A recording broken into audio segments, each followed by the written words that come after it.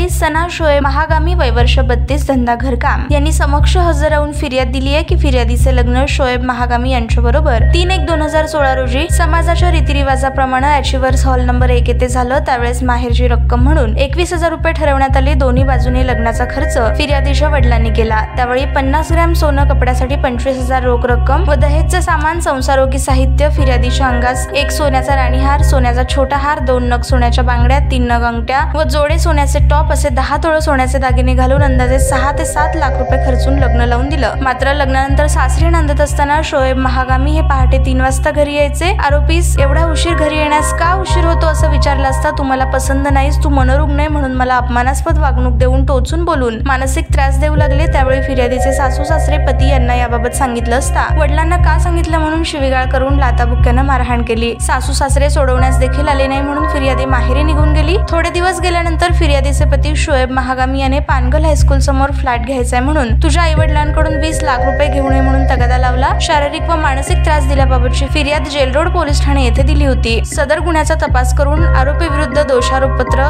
दाखल करण्यात आलं होतं। मात्र खरे पाहता SBI बँकेकडून गृहकर्ज घेऊन त्यांनी घर घेतल्यामुळे 20 लाखाची मागणी करण्याचा प्रश्न येत नव्हता। फिर्यादी नेहमी आजारी असते, आजार लपवण्याकरता सदरचा खोटा गुन्हा दाखल केला असल्याचा युक्तिवाद आरोपीच्या वतीनं करण्यात आला। तो ग्राह्य धरून चीफ ज्युडिशनल मॅजिस्ट्रेट भंडारी साहेबांनी आरोपी नंबर 1 शोएब महागामी, नंबर 2 रुबीना महागामी, आरोपी नंबर 3 अनिरसुर रहमान महागामी, रमीज महागामी यांच्यावर गुन्हा सिद्ध झाला नसल्यानं सर्व आरोपींची निर्दोष मुक्तता करण्यात आली आहे।